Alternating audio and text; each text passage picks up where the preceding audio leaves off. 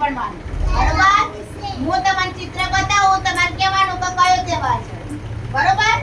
આપણે તહેવારોની ઉજવણી કરીએ છીએ ને, મોઢામાંથી કાઢ દે બેટા. ચલો. તો આને શું કહેવાય? દિવાળી. શું કહેવાય? દિવાળી. દિવાળીના દિવસે આપણે શું કરીએ? Very good. શું કરીએ અરમાન? ફટાકડા ફોડીએ. શું કરીએ? તો ફટાકડા કોની જોડે રીંગ ફોડવાના? પપ્પા જોડે, મમ્મી જોડે, દીદી જોડે, મૈયા જોડે. બરોબર? ઘરમાં દાદા હોય તો દાદી જોડે. એકલાને ફટાકડા ફોડવાના નહીં અરમાન. બરોબર? આપણે એકલા હોય તો પડી જઈએ. હા? સરસ. ચલો. આ કયો તહેવાર છે? હોળીનો. હોળીના બીજા દિવસે શું હોય? ધૂળેટીના દિવસે શું કરો?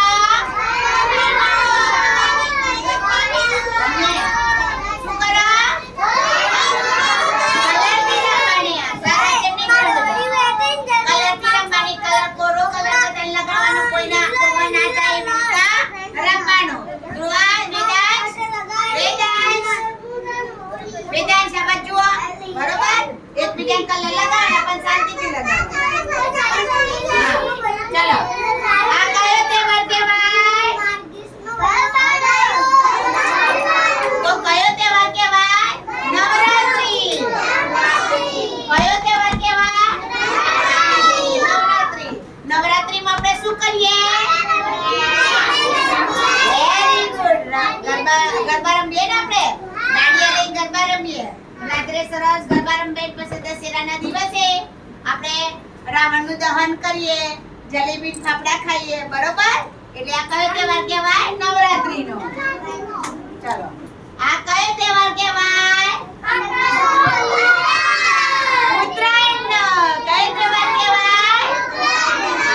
ઉત્તરાયણમાં આપણે શું કરીએ રીધા? શું કરીએ? પતંગ ચગાવીએ.